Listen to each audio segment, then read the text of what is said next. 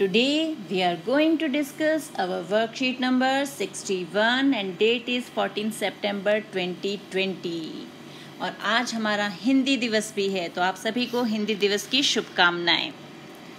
तो आज की हमारी वर्कशीट में हमें सबसे ऊपर इंडियन करेंसी के नोट्स दिख रहे हैं। ये 100 रुपीज़ का नोट, 20 रुपीज़ का नोट, 200 रुपीज़ का नोट, यानी आज की हमारी वर्कशीट जो है वो हमारी इंडियन करेंसी से रिलेटेड है।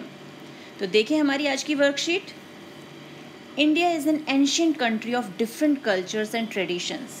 We are blessed with a beautiful heritage. We are solely responsible for preserving the same so that our future generations realize the importance of pride and protection. And what is heritage? Heritage is a gift from older generations.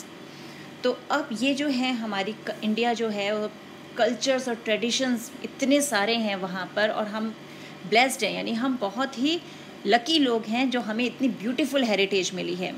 और हमारा क्या responsibility है? हमारी responsibility है कि ये जो हमें हेरिटेज मिल रहा है, जो हमें जनरेशन टू जनरेशन जो पास ऑन होता आ रहा है, हमें इसे प्रिजर्व करना है और आने वाली जो हमारी फ्यूचर जनरेशन्स हैं उनको ये हैंड ओवर करना है और उन्हें ये भी बताना है, उन्हें रियलाइज़ कराना है कि ये हमारा जो हेरिटेज है वो कितना इम्पॉर्टेंट है हमारे लिए और हमें इसे प्रोटेक्ट करना है। So, to show your love for Indian heritage, observe the Indian currency notes given and explain.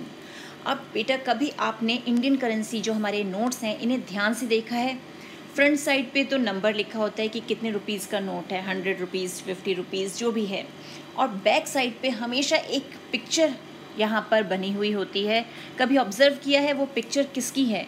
वो पिक्चर है हमारे जो भी हेरिटेज यानी हमारे हिस्टोरिकल मॉन्यूमेंट्स जो हैं उनकी पिक्चर्स हैं, और वो इसलिए वहाँ पर लगाई गई हैं जिससे कि हम लोगों को पता चले कि हमारे हिस्टोरिकल मॉन्यूमेंट कौन कौन से हैं। दिल्ली के तो हम काफ़ी सारे जानते हैं, लेकिन ऑल ओवर इंडिया हमारे हिस्टोरिकल मॉन्यूमेंट्स कौन कौन से हैं और वो कब बनाए गए, कैसे बनाए गए, ये सब हम इम्पॉर्टेंस इनकी जान पाएँ।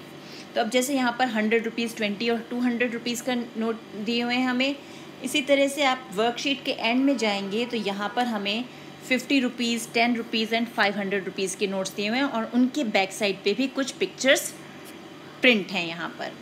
तो आज हम इन्हीं पिक्चर्स से रिलेटेड क्वेश्चंस के आंसर देंगे। तो first question is, what is the name of the historical monument on every note and it is in which state? Collect information on this, कि जो नोट्स हम यहाँ पर देख रहे हैं और उसके अलावा और भी जो नोट्स हैं उन पे किस हिस्टोरिकल मॉन्यूमेंट का पिक्चर बना हुआ है और ये किस स्टेट में है।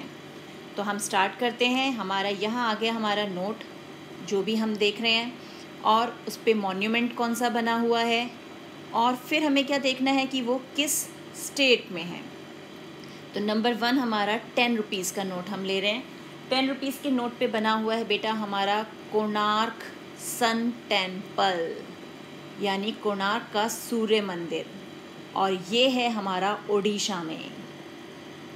तो ये हो गया हमारा कोणार्क सन टेम्पल जो 10 रुपीज़ के नोट पे बना हुआ है। नेक्स्ट हम ले लेते हैं हमारा 20 रुपीज़ वाला नोट। 20 रुपीज़ वाले नोट पे बनी हुई हैं एलोरा केव्स, यानी एलोरा की गुफाएं, और ये है कौन सी स्टेट में?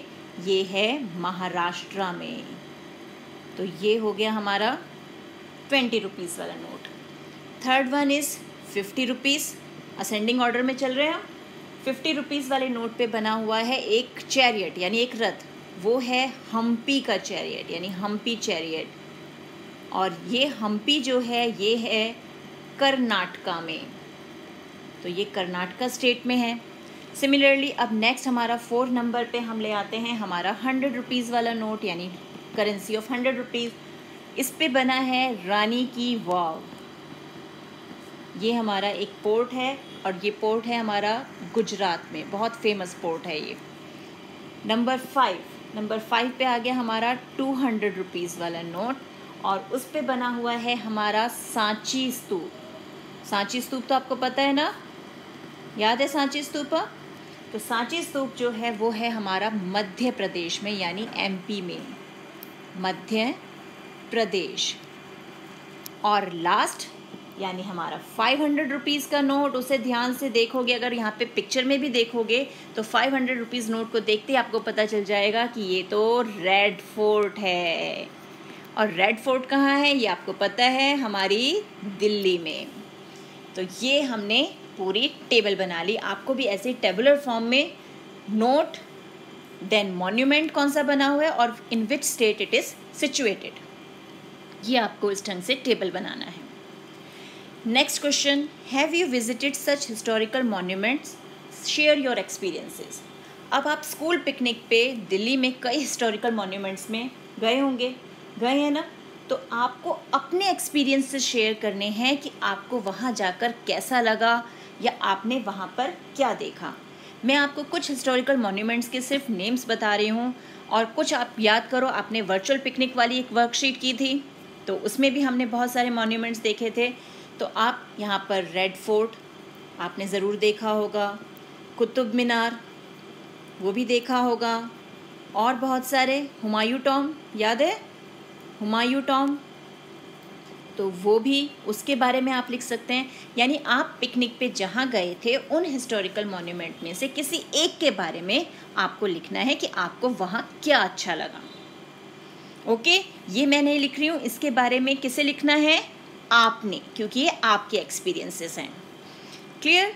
अब चलते हैं आगे क्या दिया है। Question number 3, have you visited the national museum in New Delhi, which of the historical pieces there attracted you the most.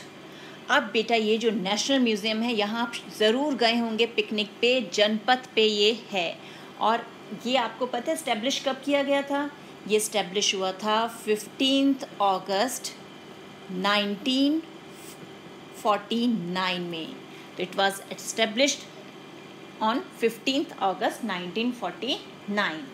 और यहाँ बहुत सारे हिस्टोरिकल पीसेस हैं, हिस्टोरिकल थिंग्स हैं जो हमें देखने लायक है, जो हमें अपनी तरफ अट्रैक्ट करती हैं। तो आपको जो जो चीज़ें पसंद आई हो आप उनके नाम लिख सकते हैं। मुझे जो जो चीज़ पसंद आई मैं उनके बारे में बता रही हूँ। एक है वहाँ पर स्टैचू ऑफ डांसिंग गर्ल, बहुत ही ब्यूटीफुल स्टैचू है वो। दूसरी चीज़ जो मुझे पसंद आई वो था आइवरी कार्व्ड, यानी हाथी के दांत पर जो नक्काशी की जाती है उससे बना हुआ दशावतार, वो भी बहुत खूबसूरत और बहुत देखने अच्छे लगे। फिर एक चीज़ और जो मुझे पसंद आई वो था कार्व्ड वुड वाहन, यानी लकड़ी के नक्काशी वाले वाहन, वो भी बहुत ही सुंदर हैं। इतनी बारीक उसमें कार्विंग की गई है, बहुत सुंदर है वो। और एक मुझे सबसे अच्छा लगा वहाँ पर जेड कलेक्शन।